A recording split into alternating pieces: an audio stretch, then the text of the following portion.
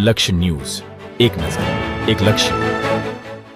Dabhoi Sarita overbridge પર છાસવારે ટ્રાફિકની સમસ્યાથી લોકો ત્રાહિમામ પોકારી ઉઠ્યા છે. હાલ નર્મદા જિલ્લામાં ચાલી રહેલ ઉત્તર વહીની નર્મદા પરિક્રમા પર્વ ચાલી રહ્યો છે. વાહન વ્યવહારનું ભારણ ખૂબ વધુ છે. તેવામાં સરિતા ઓવરબ્રિજની ધીમી ગતિએ ચાલતી કામગીરીને પગલે છાસવારે ટ્રાફિક સમસ્યા ઉદ્ભવે છે, જેને લઈ રાહદારીઓ પરેશાન થઈ ઉઠ્યા છે. બ્રિજ બનાવવામાં કોન્ટ્રાક્ટર હવે જલ્દી કરે તેવી માંગ ઉઠવા પામી છે. ડભોઈથી વડોદરા, ડભોઈથી statue of unity, Sinor, Rajpipla અને મહારાષ્ટ્રને જોડતા મુખ્ય માર્ગ છે.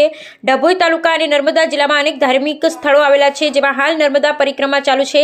કરનાળી, કુબેર ભંડારી તેમજ યાત્રાધામ ચાંદોદ નર્મદાજીના દર્શને હજારો ભક્તો રોજબરોજ આ માર્ગનો ઉપયોગ કરે છે, જેને લઈ વાહન વ્યવહાર ખૂબ પ્રમાણમાં વધ્યો છે. તેવામાં ડભોઈ પાસે બની રહેલ સરિતા ઓવરબ્રિજની એક સાઈડ બની ગયા પછી 2 વર્ષનો સમય વીત્યો, પણ હજુ સુધી બીજી બાજુ તૈયાર થઈ નથી, અને જેને કારણે જો બ્રિજની એક સાઈડ વાહન ખોટકાય તો લાંબા ટ્રાફિક જામના દ્રશ્યો સર્જાય છે, જે નિવારવા એક માટે બ્રિજની બીજી સાઈડ યુદ્ધના ધોરણે તૈયાર કરવામાં આવે તેવી વ્યાપક માંગ ઉઠવા પામી છે. બ્યુરો રિપોર્ટ નિરંજન ચૌહાણ, ડભોઈ.